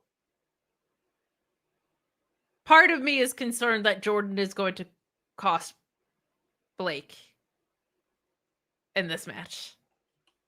I mean, they haven't interacted since Jordan beat her. But aren't they 1-1? Or did I make that up? I mean, I guess that's right, but the babyface won the most recent one. Yeah, that's a good point. So okay. Then I would like for them to be done. So I'm in that camp, but it makes me nervous. I want for Jordan. I want what you want. I want Jordan Grace to disappear from NXT forever and be on SmackDown and fight Julia for that title, because we can't. The next thing they're doing for Julia on SmackDown is to fight Tiffany, who's the world champion. You have 2 title belts up there, and you're spending them in the same feud against one another. Here's my other thing. Sometimes I wonder if NXT has gotten gun shy because they got gutted multiple times with talent that just got yanked. And I wonder if they're like, we just don't want that in our world title picture. That is funny. That is very funny. We know they're not calling up Tatum anytime soon. So might as well. We're not putting it on Jordan because they might call up Jordan while she's the champion. They're not calling up Tatum. So let's put it on Tatum, I guess. I feel like it's a spooky character for a spooky title shot, and JCJ probably leaves champion. I do too. But I think. But your point is with merit of they brought in a lot of heavy hitters, and all of them are either A, on the main roster, or B, not in the world title picture on NXT. Which there is a mentality to, let's build up the rest of the division with some heavy hitters, and I actually kind of like that and respect that of but because NXT doesn't value wins, it's not like Blake Monroe has to win 10 matches to get to the world title. So it does feel like you're almost in spoiling mode, but at least Blake is going for a title. I'll say that much. Yeah. She's around gold. That's not TNA's. Yeah. I don't even know what we're doing with that. That doesn't make a lot of sense to me whatsoever. We have some good wheels-based puns, guys, and let's do it. Oh wait, let's go back to Ryan Cicchini saying, "Feels more like an angle than an injury." Ava didn't ask her to drop both titles. Maybe she was having a bit of work done, maybe just a clearing up, an arthroscopic thing or something. And then you could rev up Zarya. I mean, I hope we're revving up Zarya. I really do. Okay, you guys will be wheels astonished when she gets to break out. Wheels puns, things with wheels in honor of, in manifestation of the wheel being spun to make a deal. Orion How else do you even make deals? Techno Free Turn 2000. Spinner Yuta. I mean, Wheeler Yuta would just work by itself. I like that a lot. Yeah. Rafael Garcia says Baron Carbon. Very nice. Carbon and Concerto and Race Car Lido Bed. The Race Car bed. I like that one a lot. Lieutenant Photo says tables, ladders, and wheelchairs. That's good. Alba Fire. No, Meek Norman says Alba Tire. Penta El Cerro right angles, because circles have Cerro right angles, which is very good. Very clever. Cactus Run Flats. Not Cactus Jack, Cactus Run Flats. The Very American nice. Wagon Wheel. The American Dragon. I'll take it. The American Wagon Wheel, Brian Danielson.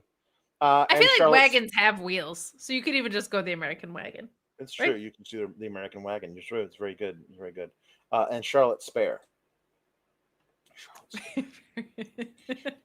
C. Delgado, thanking you for motivating Vladimir Jr. Last week, so that they could make it. It was all your motivation that got them to come back and win the ALCS. Why couldn't you have done that for my Brewers, Kate? Hitting 104 games. I couldn't do it for my own Yankees, but I will say, who sent that in? Who sent that in? C. Delgado. Do we know? C. Delgado? Yeah. Listen to me, C. Delgado. Don Mattingly is going to his first World Series in a 43-year career, which I'm very excited about. And if you go there, this is not your responsibility. If you go there and you lose on behalf of Don Mattingly after 43 years of that guy missing the Yankee dynasty by literally 1 year. Mm-hmm. Look, Tino was like my guy. Tino and Derek were my guys. But like my heart broke for Dottie baseball. And now he's going to the World Series. So don't blow this, C. Delgado. Mm-hmm. Yeah. Don't you do it. Lieutenant Photo says Falcon Wheelbarrow. Not Falcon Arrow, but a Falcon Wheelbarrow. Very good. Meet Enormous says Tricycle of Madness. Bike Bailey and Santino Pirelli. Is that like an Italian bicycle? I don't know what that is. A Pirelli. I don't know either. I love this one from Delgado. Spoke Dudley. Techno Spinner 2000 and Big John Studs. Those are fantastic now from Spidey Boy. Spokely Hathaway. And it's because we all know that FTR stands for free tire rotation. It does. It does. If you're not getting the free tire rotation, you're going to the wrong place. That's you're going to the wrong place to get your oil changed if they're not doing the free tire rotation. Tell you what. It's true. Silver Apocalypse says 18 Wheeler Yuta. Wayne the Honky Tonk Man. Ferris Wheel. Motorcycle City Machine Guns. Wendy Choo Choo Train. The Amazing Red Wagon. And Miss Skate Fabe. I like that. I didn't even think about roller skates. Well done. Yeah, very, very good. Well done. Meet Normus also saying that he's been cranking here for longer than 53 months. Where's my puppet? Do the Linder and the Sheeler want puppets too? Y'all have two arms. Just saying, man. My one arm is hurting enough from doing old Alexi. He is. That's a bad angle for me. And both of you gotta get the low back chair. All day. Sit here. Greg Cherry Brand says Wheel of Fortune. Maybe it's Chad Fortune. And Spin or Submission. Before and Alpha. Vanna J. Drew's a Turn. RSTLN Big E. Focus on the game show. Love Yins. We love you too. We love you too, and we love Wheel of Fortune. Connor Murphy says Ricky the Dragon Riverboat, which does have a wheel, a paddle wheel. Very good. Let's see here. Vala letting us know that yes, the broken universe will never fade away and classify itself as obsolete. It won't. It won't ever do that because there are enough people who will remember. Jada Pringle says Seth Whelan Rollins. Very nice. Tom LaValle says the Goodyear Brothers. That's very good. And Alpha Bill saying Tread Beretta. Tire Tread very Beretta. Good. Mm-hmm. That's a really good one. Mm-hmm. I think we just have a few jukeboxes. I think we are done. Hold on. JW Pringle says the Ballad of the Big Show. The heel in the sky keeps on, heel in the ring keeps on turning. Don't know who they'll be tomorrow. That's phenomenal. That's very, very good. Okay. Rafael Garcia wants Braun to sing Du Hast by Rammstein. I also want that. I think actually we've had that before.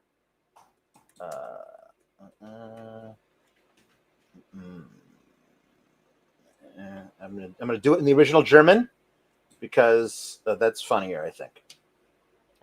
There we go. Du hast mich. Du hast mich. Du hast mich. Du hast mich. Du hast mich. Du hast mich gefragt. Du hast mich gefragt. Du hast mich gefragt und ich hab nicht gesagt.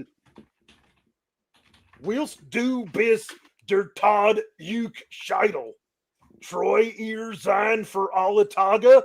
Nein. Nein. Willst du bis der Tod euch scheidel treu ihr sein für alle Tage? Nein. Nein. Du hast mich. Get these German word for hands. I thought Braun Strowman was fluent. That's how good that version of Du Hast was. This is a funny one. Because they are incessantly playing the commercial for his new show, Braun Strowman sings Eat It by Weird Al. Now, I know you're a Netflix viewer, right? Have you seen the commercials for Braun's new food show? I have. Okay. Because if you're watching on Netflix, I don't know if they play them. They're a USA Network show. So, I've seen. I don't know if I've seen them on Netflix, but I've seen them like on social media and stuff. Good for him. I will say that. Good for him Good that for he turns wrestling into eating, because that would be what I would do. I would do that. That sounds like a great idea. Why wouldn't you? Yeah. Hell okay, yeah. Hold on a minute. Eat It lyrics. Okay. All right. Here we go. We're finding them. They're coming up. Here we go. How come you're always such a fussy young man? Don't want no Captain Crunch, don't want no Raisin Bran. Well, don't you know that other kids are starving in Japan? So eat it. Just eat it. Don't want to argue. I don't want to debate. Don't want to hear about what kind of food you hate. Woo! You won't get no dessert till you clean off your plate. So eat it. Don't you tell me you're full. Just eat it. Eat it. Eat it. Eat it. Get yourself an egg and beat it. Have some more chicken. Have some more pie. It doesn't matter if it's boiled or fried. Just eat it. Eat it. Just eat it. Eat it. Just eat it. Eat it. Just eat it. Eat it. Woo! Very enthusiastic performance. These, everything on the menu. Friday nights at 10 p.m. Eastern on the USA Network. Hey, do we have any sponsors for today? I feel like we didn't do those. You know, Alex, I bet we do. I mean, I bet we do. I don't know. I don't usually do those, and then I forgot about them. I bet we have a sponsor, and let me tell you, if I was going to lay money on whether or not we have a sponsor, it would be very weird if a betting site had that information. That would be a weird bet, it would be undoubtedly. Odd, yeah. But yeah, I know who I would handle to trust such a thing. Yep. They'd probably handle it better than my ability to pivot to ad read since we're at 2 hours into the show. But you know what? Yeah. They've got WWE odds for you all the time, and it is MyBookie AG. MyBookie AG. Bet on anything, anywhere, anytime, including pro wrestling. If you're watching this show, there's probably a pretty good opportunity that you have a little bit of insight on the pro wrestling world. You boys have hit a lot of lock picks over the last couple of years. I know many of you have as well. If you think you know more than the average wrestling fan, head over to mybookie.ag. Get a $50 bonus with a $100 deposit or a $100 bonus with a $200 deposit with the code FIGHTFUL. It doesn't stop there. There's UFC. There's tons of other sports. There's live casino. There's table games. They're providing you the best experience from the best. Use that code FIGHTFUL at mybookie.ag. Only bet what you can, and please bet responsibly. But head over there. Check out their bonus offers. Check out all the great opportunities they have for you at mybookie.ag. Was that the only one we had for tonight? Or Yes, it is. okay, good. All right.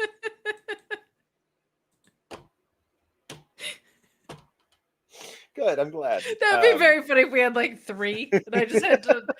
I just segued into 3 different ads right now. Yep. All right. There's no easy way to segue into being the other guy, so I'll just segue into somebody else. It's me, feeling very lonely. Nobody requests me anymore. Just sitting over here on a Tuesday, hoping somebody would want to talk to me, but nobody does. Just little old Dusty Rhodes, the ghost of Dusty Rhodes, being lonely on a Tuesday. Seems to be my new hobby on Tuesday nights, is being lonely. I thought you had responsibilities to the Shuffleboard Club on Tuesday nights, so we were just trying to be respectful of your time because you're the vice president. Tuesday nights, I have told everybody on the cruise ship that I need my Tuesday nights free because this weird podcast always needs me to come in and talk to them about stuff. And it became something that I look forward to every week. And now nobody wants to talk to old Dusty. Just over here, feeling sorry for myself, wallowing in my own self-pities. Well, perhaps for Halloween we will get some fun karaoke requests for you because you are quite the vocalist, as we know. All right, well, that's not. I wanted to say something though, because this has been sticking in my craw for a few days now. What's that? This is AEW's related. Now, this is the thing. Like this is something. I have always said that now because everyone was so surprised when Samoa Joe decided to go into business for himself and take out Hangman's Page, and this is it, right? I say you could. This is why I say you could never trust a man who is named after a Girl Scout cookie. Samoa Joe, you can't trust the Samoa Joe. The same way any wrestler named after a Girl Scout cookie not to be trusted. This goes back to what Tagalong Martinez. Can't trust him, and you cannot trust Thin Mints O'Shaughnessy. You cannot trust Thin Mints O'Shaughnessy. I don't know why they call him Thin Mints. That man was 500 pounds if he was an ounce, but he was Thin Mints O'Shaughnessy. You cannot trust that man. Anybody named after a different kind of workout cookie, ironic thing. Yeah, can't do it. I think it was more like an ironic thing with O'Shaughnessy over there, but he did smell minty fresh. So like that was he was not thin, but he was minty. I like that. I like to hear that. Wash your gear, wrestlers. You know. Yeah, that's right. Well, no, it was he just was popping that dentine, not dentine. That's oh, okay. What's it called? Double mint gun, just popping it all the time, smelling minty fresh in the ring, chewing a whole big wad of double mint. Double your pleasure, double your fun, they say. Anyway, I guess I'll go because nobody wants to hear from old Dusty. Okay, bye. Back to the raping on. Okay, we'll see you another time. But did you want to say something? Do you want to ask me a question? No, I was gonna say that we'll see you next time. That's all. Oh. Okay, yeah. Well, I'll see you next time. Bye. Bye. Oh, I think you've hurt Dusty's feelings. I mean, I can't. I don't know if I want to be associated with this show that hurts Dusty Rhodes' feelings. Well, I didn't do anything. I just work here, man. All right. Rinky Rainbow to sing Wagon Wheel by OCMS. I will do that. Old Crow Medicine Show. Now this one is by Darius Rucker. Is there different songs? No, they're the same. They're the same song, but he did a cover, or did they? He did do a cover with his? Oh right. All I know Old Crow is Medicine Show was the original. all I know is his work as Hootie. Heading down south to the land of the pines, I'm thumbing my way into North Carolina, staring up the road and pray to God I see headlights. I made it down the coast in 17 hours. Picking me a bouquet of dogwood flowers, I'm a hoping for Raleigh I can see my baby tonight. So rock me mama like a wagon wheel, rock me mama any way that you feel. Hey mama, rock me mama like the wind and the rain. Rock me mama like a southbound train. Hey mama, rock me. Thank you. That was beautiful. You're welcome. It's appreciated. All right, well, that's it. You know, Ricky, sometimes you are just such an enigma. Wrapped in a I mystery. am. You know, that's what they say. That's what they've been saying about me for a long time. Is the enigmatic nature of me. It's true. A charismatic one, even. We'll see you this weekend for Halloween Havoc.